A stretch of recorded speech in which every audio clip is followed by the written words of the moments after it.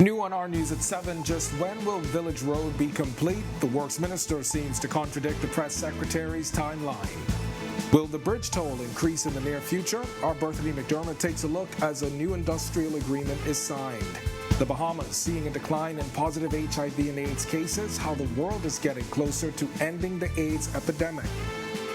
And then in our news at 7:30, an Eleuthera man killed after losing control of his SUV on that island. The latest from police coming up tonight. Our news live at 7 starts now.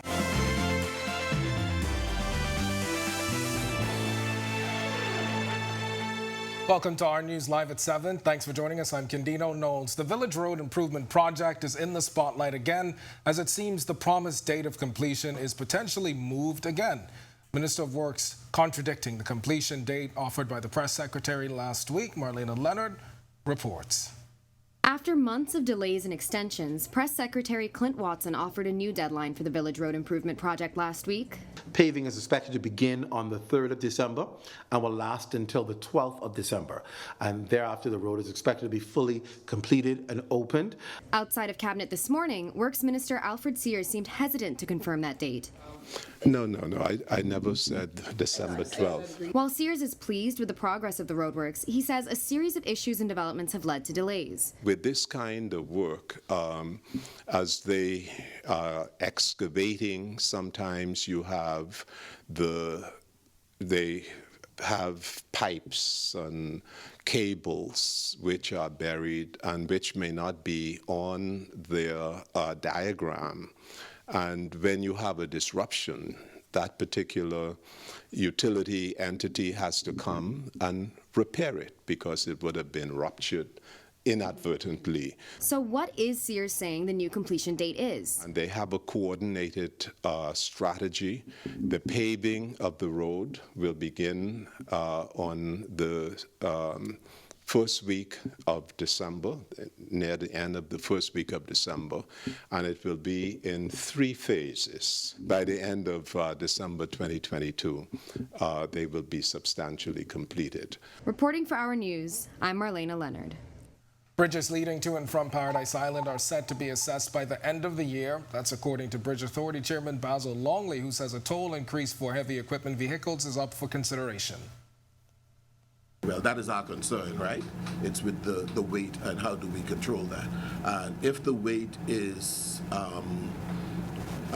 not a violation or does not cause a problem, it's not causing a problem with the bridge, then certainly, well, over time everything would create a problem. But certainly we may need to look at fees, adjusting fees to deal with that, right? I mean, because the truckers are running a business, they're making money. Longley had a lot more to say on the state of the 2 bridges. More on that coming up in our news at 7:30 with Natalia Hall. But mobile division officers arrested 6 men wanted for serious offenses, including threats of death, threats of harm, unlawfully carrying firearms, and outstanding arrest warrants. Police also searching 25 vehicles, issuing 11 traffic citations. And another firearm off the streets tonight after police say they were tipped off to a bushy location near a business establishment on Long Wharf. That's where officers from the Northwestern Division say they confiscated the handgun. No arrests have been made. And Grand Bahama Police say they need your help finding a gunman that they say held up a man as he was walking through a tracked road on Monday morning. Police say the incident happening around 10 a.m. and the victim was approached and subsequently robbed of his cell phone and cash by an armed suspect.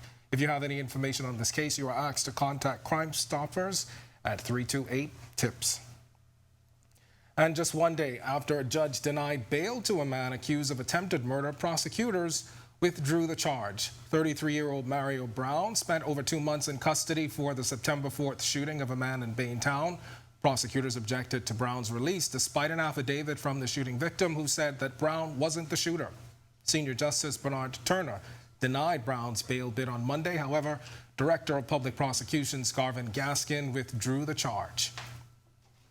All right, we've got much more to get to in a moment, but for now, meteorologist Greg Thompson is in the Weather Center with a check on temperatures across the island. Greg? Yeah, thanks, Candino, and a happy Tuesday evening. It's pretty nice out there, except for we do have quite a bit of clouds. The breeze is keeping the temperatures rather comfortable right now. 79 degrees outside our studios. Your winds out of the east-northeast at 16 miles per hour. A little breezy on the outside there. Feels like temperature, very comfortable, 81 degrees. Around the islands tonight, temperature-wise, it's 77 in Freeport, 81 in Allenstown, Bimini. We pick up 76 across in Marsh, Abaco. Great Harbor Key, 82, 79 in Nicholstown, Andros. Over in Governor's Harbor, you guys at 79. Central Bahamas, 80s in Kemps Bay. 84 in Georgetown. We pick up a pair of 78s in Arthurstown, Cat Island, Coburn Town, San Salvador. Deadman's Key, your guys, pretty nice. 80 degrees down there as well. 79 in Duncantown, Ragged Island. 80s in Colonel Hill, Cricket Island, and in Delectable Bay, also in Abraham's Bay. We pick up 80 also in Matthewtown, Inagua. Neighbors to the south and southeast, Turks and Caicos, you are 79 at this hour. Satellite-wise, very weak frontal boundary now pushing into the central Bahamas, just south of the capital. A lot of clouds associated with that. We do have a couple of isolated showers associated with this system, but that frontal boundary will continue to weaken as it sags a little further south and dissipate. And then we're watching another system across the Gulf of Mexico that will usher in another front sometime on Thursday. This one might give us a little bit of cooler air for the weekend. That's your first look at weather. Stick with us. Look at the tropics and your extended forecast. So later. Still to come in our news, there may soon be a resolution for public service workers as their bargaining agent is set to wrap up negotiations with government this week. Making a stance against gender-based violence, the Bahamas High Commissioner to CARICOM speaks up. Plus, the number of AIDS deaths in the country are down. More details about where the Bahamas stands in the face of the HIV and AIDS epidemic after this break. Stay with us.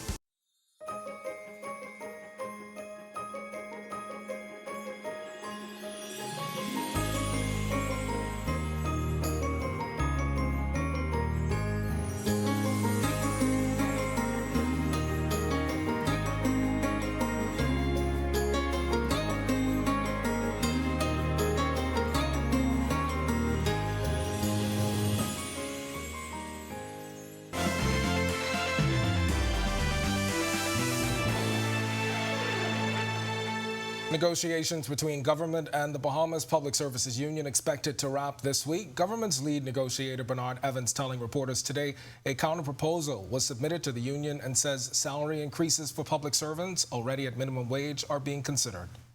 That was always the contention of the government from as far back as February.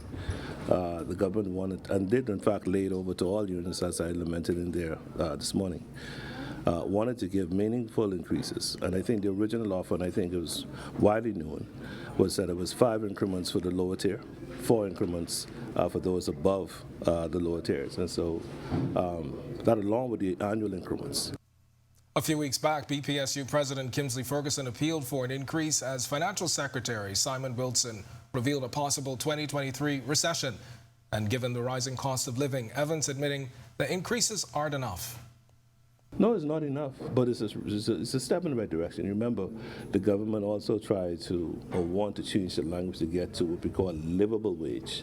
So incrementally, though, once we identify what is required to live in this country, now you have to meet out, given the restraints of the economic conditions, the so-called watchers, some of the IDB, the World Bank, IMF, whomever, kind of control what happens in the country.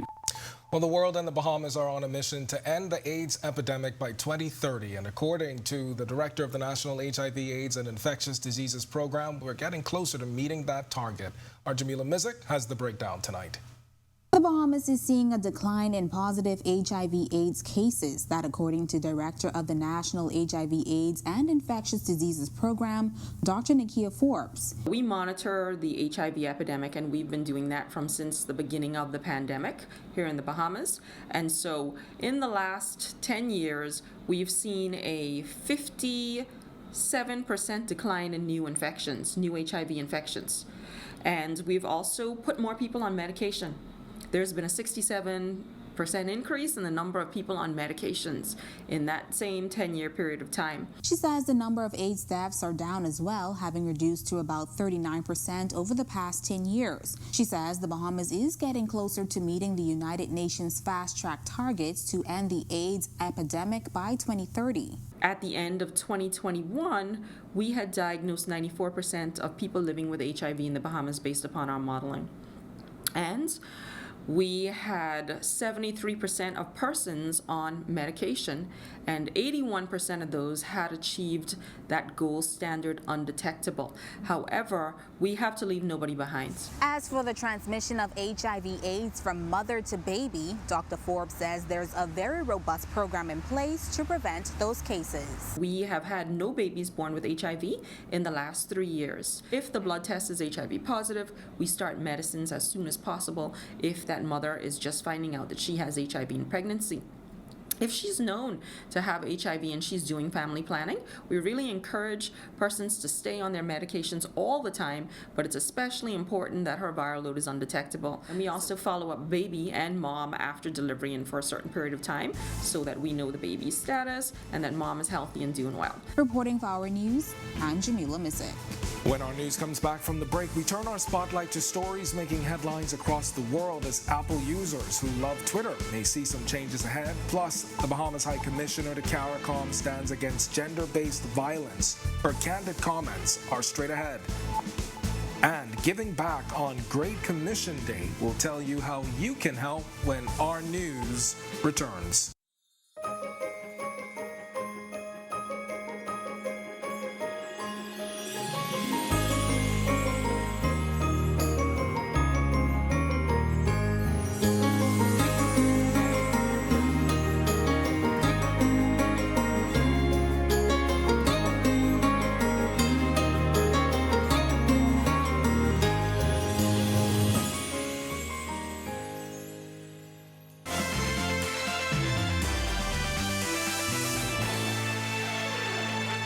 This is Our News. Welcome back. We turn our attention now to stories making headlines across the world.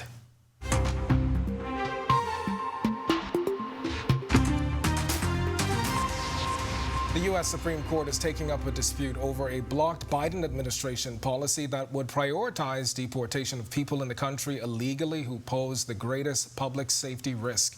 Republican-led states sued and won a nationwide court order that is meant to limit immigration officers' discretion in deciding whom to deport. The justices began hearing arguments in the case today. It's the latest example of a Republican litigation strategy that has succeeded in slowing Biden administration initiatives by going to GOP-friendly courts. 3 stowaways have been found sitting on the rudder of a ship after it completed an 11-day voyage from Nigeria to Spain. A photo shared by the Spanish Coast Guard shows the men sitting on the rudder at the oil tanker's stern, their feet less than a meter away from the water. Spanish authorities say they were taken to hospital and treated for moderate dehydration. It is unclear if they spent the entire 2,700 nautical miles journey on the rudder. Half of the free-range turkeys produced for Christmas in the UK have been culled or have died due to bird flu. Chief Executive of the British Poultry Council, Richard Griffiths, telling parliamentarians 600,000 out of about 1.3 million free-range birds had been lost. Griffiths says costs to the industry were potentially enormous as there are expected to be supply issues. Government recently ordering all poultry and captive birds in England to be kept indoors to fight avian flu. Elon Musk claiming in a tweet Monday that Apple has threatened to pull Twitter from its iOS App Store. It's a potentially devastating move for the company Musk just acquired for $44 billion. In another tweet, Musk claimed that Apple has mostly stopped advertising on Twitter. Removal from Apple's App Store or that of Google would be detrimental to Twitter's business, which is already struggling with the loss of advertisers following Musk's rocky takeover. Apple did not immediately respond to requests for comment. Haiti's ambassador to the United States, Bochid Edmond, says international strike force is still needed in Haiti to confront gangs despite the end of a fuel terminal blockade that caused a humanitarian crisis. In October, the UN Security Council discussed sending troops, but those proposals have received little attention since police took back control of the Vero terminal in November. Edmond saying the situation has not changed as the opening of the fuel terminal did not bring a solution. Most countries have appeared skeptical of sending troops to Haiti.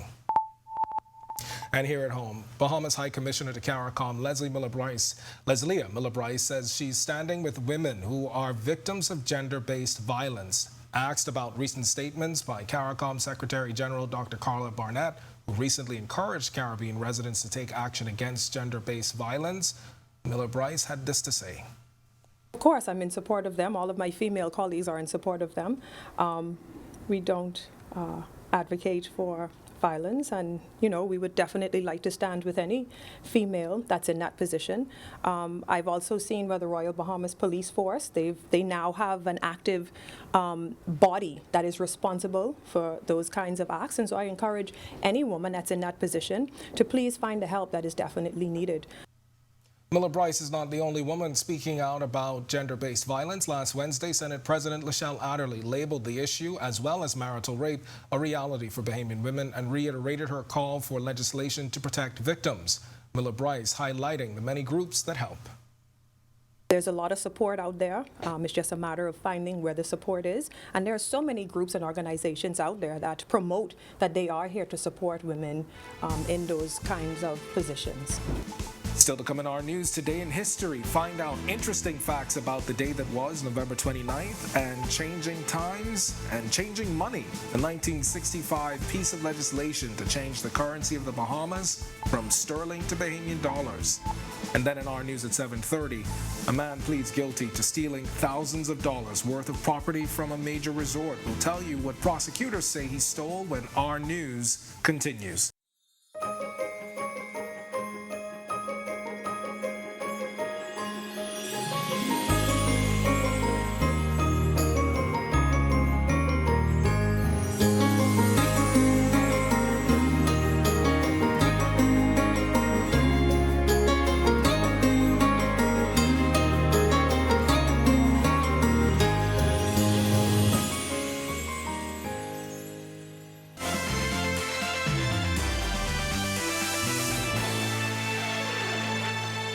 Welcome back to Our News. It's time now to turn our spotlight on events that shaped the day that was November 29th. Take a look.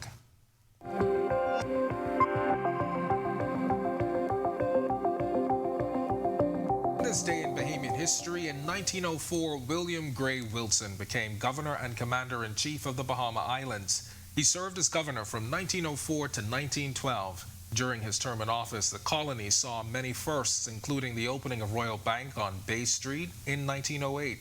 And electricity became available for the first time when a gas generator was installed, which produced a weak current. His tenure also saw the first motion picture shown in the colony in 1911. Then in 1965, the House of Assembly passed a bill agreeing to change the currency of the Bahamas from sterling to Bahamian dollars, effective by Easter 1966. On this day in 2012, former Prime Minister Perry Christie accepting a copy of the book, The History of the Bahamas in Pictures. Christie brought remarks during the book's launch at Bahamas Historical Society Museum. A depiction of Bahamian history was painted on several screens by English-born artist Diana B.L. Pullinger over 50 years ago. Originally owned by the memorable Nassau shop on Bay Street, it was later donated to the Bahamas Historical Society. Then on November 29, 2017, former Bahamian ambassador to the United States and permanent representative to the Organization of American States, Sidney Colley, presented his credentials to Donald Trump, now former president of the United States. And in world history, on this day in 2001, former Beatle George Harrison, who made his solo mark after the band's breakup with the hit single My Sweet Lord, died of cancer. He was 58. And finally, in 2005, in the first major ruling of Pope Benedict's reign, the Vatican imposed restrictions on homosexuals entering the Catholic priesthood, saying men must first overcome any transitory gay tendencies. His prolific writings generally defended traditional Catholic doctrine and values. During his papacy, Pope Benedict advocated a return to fundamental Christian values to counter the increased secularization of many Western countries.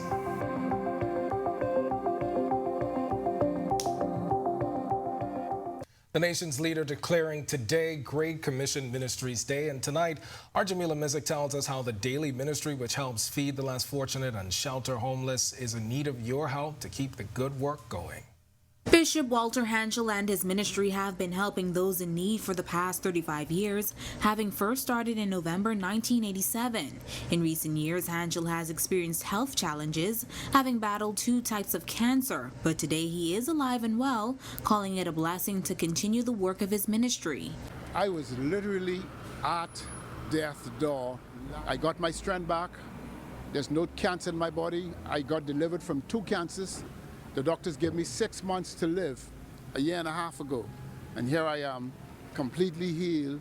Great Commission Ministries is responsible for feeding up to 500 persons daily, as well as providing a place of rest for those who do not have a place to call home. We've never missed a day. We've served the poor, the homeless. It breaks my heart when I see so many mothers around this island that live out of their vehicles, that live in abandoned buildings, that live in derelict vehicles, that have been evicted out of their homes with nowhere to live. I get a call almost every day. Bishop Hanchel says the demand for assistance has been much greater in recent years, prompting his vision to build a new facility. But he says they need all hands on deck to get it started. A building that we call Hope City that can house 100 persons, and it's costing us $3 million to construct. We plan to build that next year, God willing, and we plan to break ground in January, and hopefully we'll have that building completed debt-free in December. Reporting for Our News, I'm Jamila Missick. Thanks, Jamila. To watch that story again and for all of today's top stories, visit ournews.bs. That does it for us at News at 7. Joining us now is our Talia Hall with the latest headlines. Yes, Ken. Hopefully more people will get out and help Great Commission Ministries. Yeah, for sure. All right, well, Ken, we have much more to get to, including that bridge assessment about to get underway. New tonight on Our News at 7:30, heavy-duty trucks leaving their mark on the Paradise Island bridges. What the Bridge Authority wants to do to extend the lifespan of the structures. And a traffic accident leaves 3 people nursing injuries on Grand Bahama after a tour bus flips over. A man pleads guilty to stealing thousands of dollars worth of items from the Atlantis resort. Details from inside the courtroom are straight ahead. And later, more than $500,000 donated to the University of the Bahamas by a local foundation. Our News Live at 7:30 starts in a moment.